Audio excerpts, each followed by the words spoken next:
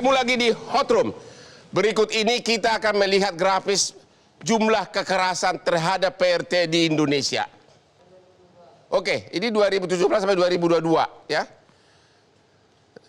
Multi kekerasan 16.635, kekerasan fisik, psikis, ekonomi 2031, kekerasan ekonomi 1.609. Ini kan yang tercatat, yang dilaporkan.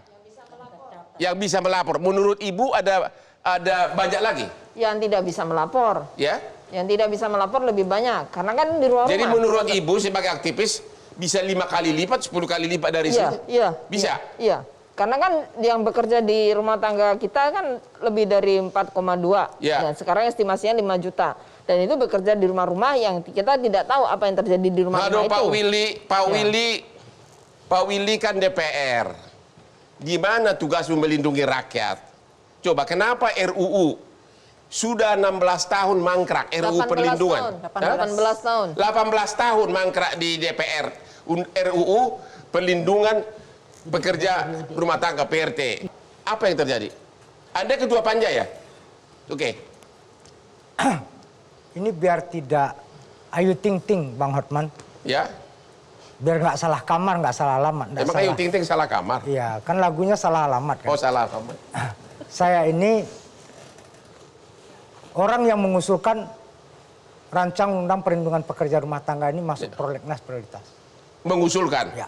Tapi jadi, belum berhasil? Berhasil. Berhasil? Nah, makanya, jadi biar nggak salah kamar, ya. Biar Bang Hotman tidak sesat berpikir juga tentang informasi. DPR itu kan medan pertarungan politik. Ya. Ada yang sepakat, ada yang mengusulkan, ada yang sepakat, ada yang menolak. Ya. Saya wakil ketua Badan Legislasi. 18 tahun itu tidak pernah jadi prolegnas prioritas. Baru di masa saya menjadi pimpinan Balek, itu masuk prolegnas prioritas tahunan. Sejak kapan itu? 2019. Wah, 2019 bekas Pak Willy ya? Ya. Oke, berapa untuk Pak Willy? Bukan, hanya saya dan fraksi Partai Nasdem. Oke, Nasdem nih ya? Ya, jadi tidak pernah masuk prolegnas prioritas. Oke, terus macet terus kenapa sampai sekarang? Nah, itu tanya periode sebelumnya. Nah, yang sekarang? Yang sekarang kami di Badan Legislasi sudah menyelesaikan draft RUU dan naskah akademiknya. Ya. Sudah diplenokan 1 Juli 2020. Ya. Sudah plenokan nih. Sudah diplenokan. Hasilnya sudah sah sebagai draft RUU dan naskah akademiknya. Ada satu step lagi sebagai hak inisiatif DPR. Itu belum? Di saat pleno Badan Legislasi 1 Juli 2020 ada 2 fraksi yang menolak. Yaitu? Ya, fraksi PDI Perjuangan dan fraksi Partai Golkar. Fraksi PDI Perjuangan dan Golkar menolak RUU PRT. Ya. Konteksnya adalah secara MD3 tidak boleh pimpinan menunda, menyela apa yang sudah diputuskan oleh alat kelengkapan Dewan. Jadi yang menunda menyela siapa? Pimpinan. Pimpinan siapa? Ya, pimpinan yang 5 orang itulah. 5 orang itu? Ya, termasuk Ibu Puan? Ya, kolektif kolegial. Kolektif. Mereka menyela? Bukan menyela. 2 tahun lebih. Ya. Apa yang sudah diputuskan oleh Badan Legislasi tidak pernah diparipurnakan sebagai hak inisiatif DPR.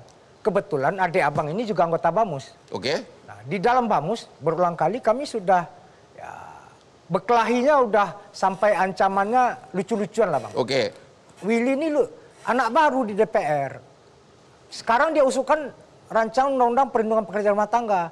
Nanti bisa dipenjarakan orang tua kita sama PRT-nya. Ada narasi-narasi yang seperti itu. Sekarang dia usulkan PPRT. Besok dia usulkan undang-undang tukang gali sumurnya katanya. Nah, begitu? Ya. Proses ini kenapa terjadi? Ya. Satu. Ya. Ikroknya agak kurang, Bang. Apa? Ikroknya. Apa itu ikro? Ikro itu bacaannya, Bang. Oh, bacaannya. Selewaran-selewarannya itu lebih dominan kepada paranoidnya saja. Ini PPRT nih. Undang-undang apa ini? Apa alasan Partai Golkar dan PDIP menolak? Kalau di dalam rapat pleno mereka minta menunda bahasanya. Menunda? Ya, tidak melanjutkan ini pada proses berikutnya. Dan ketua DPR mengatakan di sini Ibu Puan, itu bukan hal yang urgen gitu loh. Anda gimana nih? Gini, itu sudah diputuskan prolegnas, sudah diketok. Iya, tapi tetap beliau mengatakan ini tidak urgen, tidak mendesak. PRT itu tidak mendesak untuk dilindungi, itu maksudnya ini. Kalau itu kita gampang aja, Bang. Ya. Dua hal yang kita konfirmasi. Satu, ini fenomena gunung es, ya, dan sudah diputuskan 7 fraksi bersepakat. Ya. Tidak ada subjektivitas harusnya di sana. Ketika 7 fraksi itu artinya mayoritas bersepakat, tinggal kemudian sebagai sebuah mekanisme dan prosedur, pimpinan hanya tinggal memparipurnakan ini. Kalau toh ada yang menolaknya, silakan digelar di paripurna itu. Jadi pimpinan DPR lah yang menolak itu. Bottleneck-nya. Kenapa? Bottleneck-nya. Problemnya. Apa alasan Ibu Puan memperdapat seperti ini? Mungkin Abang tanya ke yang bersangkutan aja. Silakan. Ya, saya rasa kalau tadi Abang bilang soal urgensi, ya, saya rasa tadi Bang Willy sudah mengatakan selain substansi, saya rasa konstitusi kita tuh mengamanatkan loh, Bang. Konstitusi mengamanatkan. Iya, perlindungan terhadap semua warga negara dan selain itu kita ini urusan kemanusiaan, Bang. Saya rasa kita berkumpul hari ini karena ini urusan kemanusiaan. Dan saya dengar bahwa KSP juga bikin draft RUU. Ya, bukan bikin kami draft. gugus tugas. Gugus tugas. Gugus tugas ini mengawani. Jadi kami koordinasi dengan kawan-kawan di DPR juga untuk melakukan koordinasi kira-kira supaya ini ada percepatan. Saya membayangkan tadi begitu Abang bilang ketok pakai palu tadi, saya mengimajinasikan iya. Jadi begitu diketok, Bang, ini kita tuh sudah membahas ini gitu. Jadi kan cepat. Oke, Ibu Hayani, Ibu selaku pejabat Depnaker, PRT itu kan pekerja juga.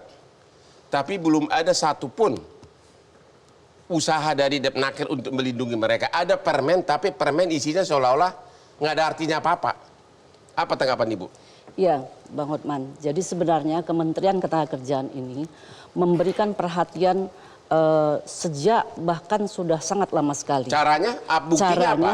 Buktinya adalah karena belum ada pengaturan khusus. Ya, maksudnya adalah undang-undang yang secara komprehensif melindungi PRT ini, maka yang bisa dilakukan oleh Kemenaker sesuai dengan kewenangannya adalah menjembatani dengan melakukan aturan, yaitu bahwa ada pihak lain yang berinteraksi dengan PRT dan kemudian di situ disebut sebagai PPRT atau penyalur PRT. Ini tentu menjadi bagian penting bagi kami agar bisa memonitor, kemudian juga mengatur. Memang di dalam peraturan menteri itu kan tidak bisa seperti undang-undang, sehingga memberikan sebuah sanksi yang tegas. Jadi sampai sekarang belum ada peraturan diterbitkan oleh Depnaker yang memberikan sanksi kepada majikan karena tidak berwenang untuk itu? Belum, tidak ada. Karena tidak bisa. Begitu banyak kasus pelecehan, penyiksaan. Saya nggak pernah lihat Depnaker nongol di TV untuk membela pekerja ini, malah Hotman 911 yang nongol di mana-mana. Di mana Ibu semua pejabat-pejabat yang terhormat di Depnaker? Iya, Bang Hotman. Jadi sebenarnya kita harus mengakui, seluruh pihak termasuk Kemenaker mengakui bahwa PRT juga adalah pekerja. Maka untuk itu kami banyak bekerja sama. Kebetulan di satu unit di tempat kami itu ada yang kaitannya dengan perlindungan pekerja perempuan. Tetapi memang selama ini seperti yang saya sampaikan tadi, perlindungan pekerja perempuan itu di dalam konteksnya itu selalu yang mengatur secara formal dalam undang-undang. Sedangkan PRT ini tidak ada aturan secara khusus. Nah, kalau ada pengaduan-pengaduan yang terkait dengan mungkin menyangkut hak-haknya, sebagaimana sebenarnya dalam peraturan Menteri Nomor 2 tahun 2015 itu sudah diatur bagaimana sebenarnya yang harus diberikan hak-hak kepada tapi nggak ada PRT. sanksi apa-apa. Tidak ada. Nah, inilah saya kira bergembira sekali sebenarnya. Digunakan. Tidak bisa digunakan. Tidak bisa digunakan. Artinya peraturan Depnaker itu peraturan nggak pepesan kosong. Iya. Saya kira tidak. Itu apa namanya? Jadi kenapa undang-undang ini penting, Bang? Karena apa yang di refer Abang tadi, di dalam Undang-Undang Ketenagakerjaan 13 2003 itu pekerja rumah tangga itu belum diakui sebagai pekerja. Jadi rezimnya itu cuma orang yang bekerja pada sektor barang dan jasa. Di sektor domestik dan sosial ini belum mendapatkan pengakuan. Kenapa kita berjuang untuk undang-undang ini disahkan? Biar mereka yang selama ini didampingi oleh Bu Lita, mereka yang bekerja di domestik dan mereka yang bekerja di sosial itu dilindungi. Abang bayangkan, efeknya kita punya 5 juta orang yang bekerja di domestic workers kita, di rumah tangga kita. Dan di luar negeri juga 5 juta, Bang. Jadi dengan disahkannya undang-undang ini ada 2 benefit langsung yang kita dapatkan. Yaitu? Di dalam negeri yang 5 juta. 5 juta apa? 5 juta pekerja rumah tangga. Dan 5 juta pekerja rumah tangga kita, buruh migran kita yang di luar negeri. Abang bayangkan kita problem hari ini. Bersengketa dengan Arab. Arab bilang apa? Kamu di dalam negerimu nggak mengakui ini. Kamu nggak punya legal standing. Untuk itulah kita mati-matian mengesahkan ini. Biar kemudian warga negara kita di luar negeri itu ada perlindungan. Terima kasih Pak Willy, anggota DPR kita. Kita istirahat dulu dan kembali lagi setelah yang berikut ini.